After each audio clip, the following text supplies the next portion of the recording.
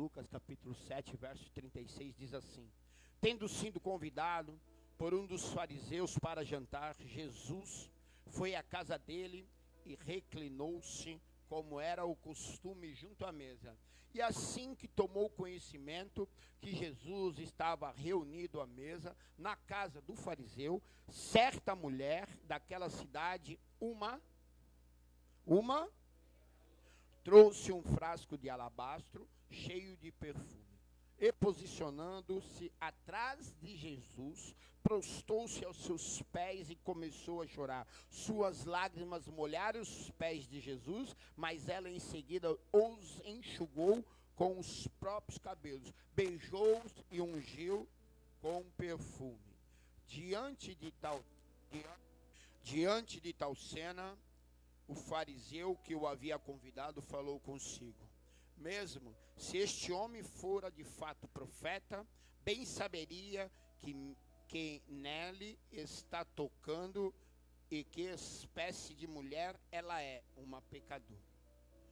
Então voltou-se Jesus para o fariseu e lhe perguntou: Simão, algo tenho para te dizer. Ao que ele agradeceu: sim, mestre, diz-me. 2 homens deviam a certo credor, e um devia 500 denários, e outro 50 denários. Nenhum dos dois tinha com que pagar. Por isso o credor decidiu perdoar a dívida de ambos. Qual deles o amará mais? Você pode se sentar aí. Eu nem vou ler o texto todo. Preste atenção. A Bíblia vai dizer que, tendo sido convocado por um fariseu a um jantar, Jesus adentra a esta casa. Ali ele é convidado não como uma honra para aquela casa, não porque ele era uma pessoa importante para aqueles que residiam naquela casa. Pelo contrário, ali eles queriam especular a vida de Jesus naquele jantar. Naquele jantar havia malícia, trama, havia uma armadilha para Jesus. Preste atenção. Em toda casa judaica naquela época, quando alguém vinha para ser convidado e entrar dentro daquela casa, havia protocolos a ser cumprido. Um dos protocolos a ser cumprido era lavar os pés do convidado. Em toda casa havia talhas de madeira onde havia água. Porque o judeu, independente para onde ele iria, se ele iria no mercado, se ele iria ali, ou ele ia acolá, ali, em qualquer outro lugar, quando ele voltava deste lugar, ele tinha o hábito de lavar os pés, para entrar dentro da sua. Então isso era um hábito judaico, daquela época, não mais, mas daquela época era um hábito judaico. E outro protocolo a ser cumprido era você, quando recebia um convidado na sua casa, você recebia ele com ósculo santo, que é um beijo. E o outro protocolo a ser cumprido era que quando o convidado entrava dentro da sua casa, você ungia ele com óleo, com perfume. Preste atenção. Isto é uma das provas que Jesus não era importante naquela casa. Mas preste atenção, em tudo há um propósito de Deus. Jesus adentra aquela casa como convidado, mas não o mais importante. Prova bíblica nessa narrativa. Preste atenção. A Bíblia fala que Jesus se senta na mesa, reclina-se os pés, porque na mesa judaica não havia cadeiras a ser sentado. Eles sentavam em almofadas. E a mesa, e você reclinava os pés. E colocava os seus pés para trás. E a Bíblia fala que no meio do jantar, uma mulher invade essa casa, adentra a esta casa, todos a conhecem como uma. Eles não falam nome, sobrenome dessa mulher, mas conhece ela como uma pecadora. Então essa mulher, ela já tinha perdido o nome e sobrenome, ela já tinha perdido a sua identidade. E é isso, eu vi essa peça sendo aqui hoje narrada, você vê exatamente o que acontece com cada um de nós quando nós deixamos tomar conta pela nossa carne. O pecado adentra dentro de nós, nós damos vazão à nossa carne, e a Bíblia fala que o salário do pecado é a... E exatamente o que aconteceu nessa peça aqui. Você vê? Que interessante. A menina estava na igreja, na casa da mãe, ela sai, vai para o mundo, começa a dar vazão, começa a ir para as baladas do mundo, que o mundo é atraente aos nossos olhos. E aí, ela tem um desfalecimento. Simbologicamente, ela morre, porque o salário do pecado é a morte. Então, se ela aqui na Bíblia está dizendo que ela não tem nome e sobrenome, que apenas ela é uma, então, para ela, talvez, ela estaria esperando talvez ela já estava olhando para dentro da vida dela, para dentro da situação dela e dizendo assim, agora eu estou esperando. E muitas vezes é assim na minha vida e na sua vida. Nós perdemos a expectativa, perdemos a esperança, perdemos perspectiva de vida.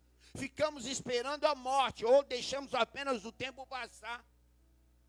E é assim mesmo. Quantas vezes eu no mundo, eu ficava só esperando o tempo. Eu falava, e agora mesmo? Já achei o pau da barraca, o que eu vou fazer? Continua aqui no pecado. Porque muitas vezes eu tinha vergonha de voltar para casa. Vergonha, não era medo, vergonha de voltar para casa. Eu falava, nessa situação eu não tenho coragem de passar por ali, não tenho coragem de passar por aqui, meus amigos vão me ver assim. É isso, o pecado ele nos envergonha. O pecado ele nos deixa cabisbaixo, humilhado. O pecado faz com que eu e você se humilhe. O pecado faz com que perdemos a nossa identidade. O pecado faz com que perdemos o nosso caráter.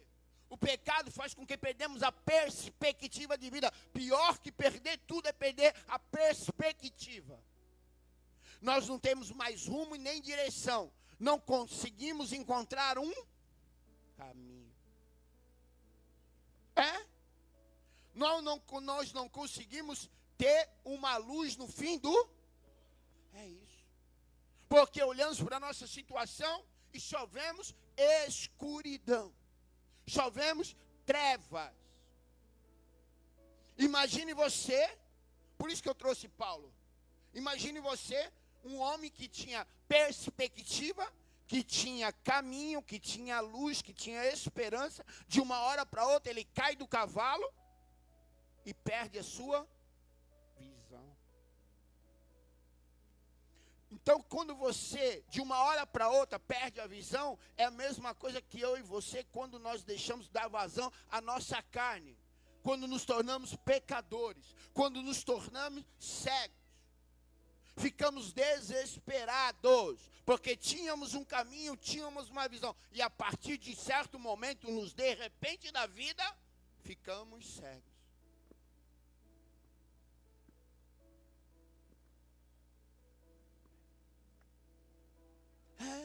É assim o pecado. Quantas vezes na minha vida, você vai entender agora o que eu estou dizendo. Eu estava dando tudo certo. Estava trabalhando, eu estava morando, eu estava vivendo. Mas de repente, e o que é de repente? É algo que de repente, inesperadamente, como um piscar de olho, de um dia para o outro, as coisas viram. Isso chama-se de repente. Nos de repente da vida, algo nos pega desprevenido. Às vezes, era a minha vontade mesmo. Às vezes, é a minha falta de caráter mesmo. Porque falta de caráter também me leva a pecar. Muitas vezes é o meu comportamento, muitas vezes querendo falar, eu colocar a culpa no diabo. E muitas vezes o diabo não tem culpa de nada. É apenas o meu caráter desviado, deturbado, quebrado, perdido. E eu, por ser mau caráter, coloco a culpa no diabo. querendo colocar no diabo todas as minhas responsabilidades. E dizendo, o diabo me atentou. E muitas vezes o coitado não com isso. É verdade. Como é tudo nas costas dele mesmo, ele tem as costas largas, eu coloco tudo nas costas dele, na conta dele. Tudo é o diabo. É verdade. E nem tudo é o diabo. Muitas vezes o que me leva a pecar, muitas vezes o que me leva a fazer algo errado, é a minha própria vontade, é o meu próprio querer. É o meu caráter perturbado. Então essa mulher, ela tinha perdido tudo. Ela só tinha um nome agora, um apelido, uma pecadora. Era assim que todo o povo daquela região a conhecia. Porque os fariseus a conheciam como uma. E uma pecadora naquela época, você tem que trazer a palavra para aquela época, era uma mulher que era colocada de lado, rejeitada. Ela não andava no meio das mulheres. Se você prestar atenção, a Bíblia vai falar em João 4, que uma mulher cananeia, ela vai lavar a sua roupa, ela vai no poço ao meio-dia, quando o calor está escaldante. Mas as mulheres normais, elas vão de manhã bem cedo.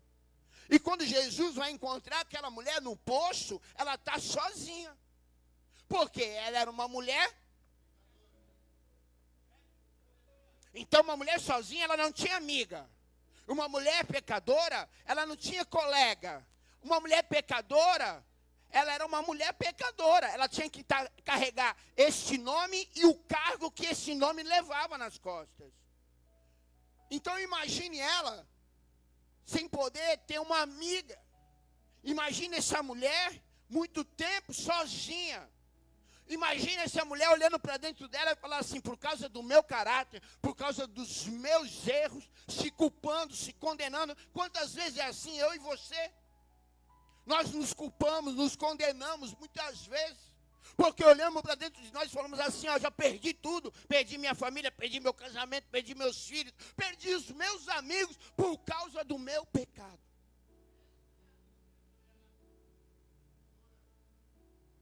Senão você não vai entender esse texto. E é exatamente isso que acontecia na mente e no coração daquela mulher. Era uma mulher rejeitada.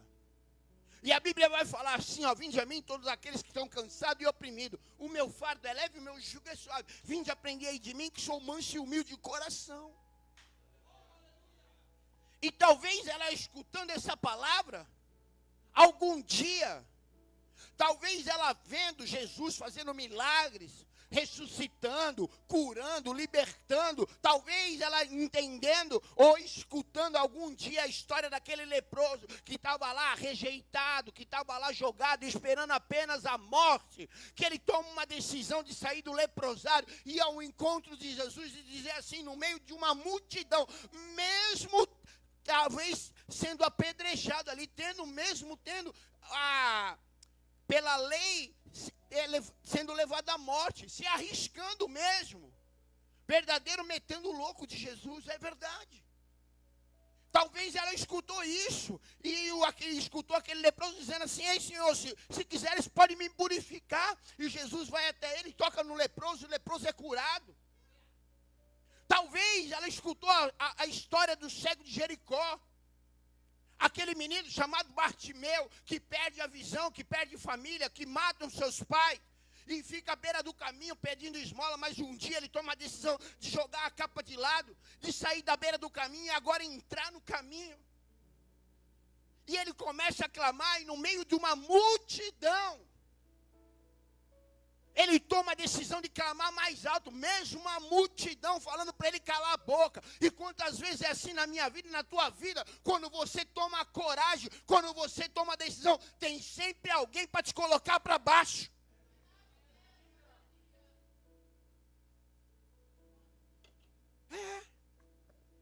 E é assim que ela está escutando.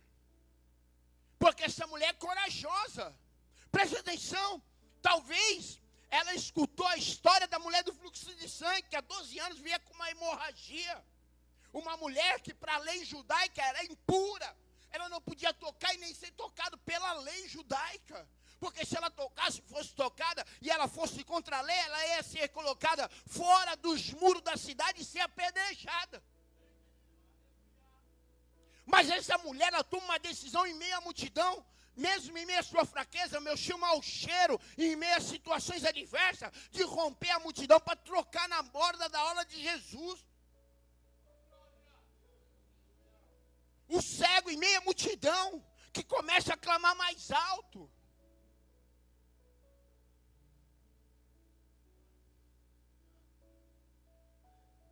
São pessoas que eu estou contando e relatando para você, que estavam no meio de uma multidão, que saíram do meio de uma multidão em situações adversas, que não tiveram medo, mas tomaram uma decisão de se arriscar por Jesus, acreditando que ele era o Filho de Deus verdadeiramente, que acreditando na palavra que ele veio para buscar aquilo que estava perdido, acreditando que ele podia salvar, curar e libertar, tomando uma atitude de fé, uma atitude de coragem. E quantas vezes em meio à nossa situação nós ficamos paralisados. Mas está aqui essas lições bíblicas, essas narrativas bíblicas, para ensinar eu e você que em nossas adversidades, em nossos medos, em nossas fraquezas, nós temos um Deus que olha por mim e por você, que Ele não veio para te julgar, Ele não veio para te apontar, mas Ele veio como teu advogado.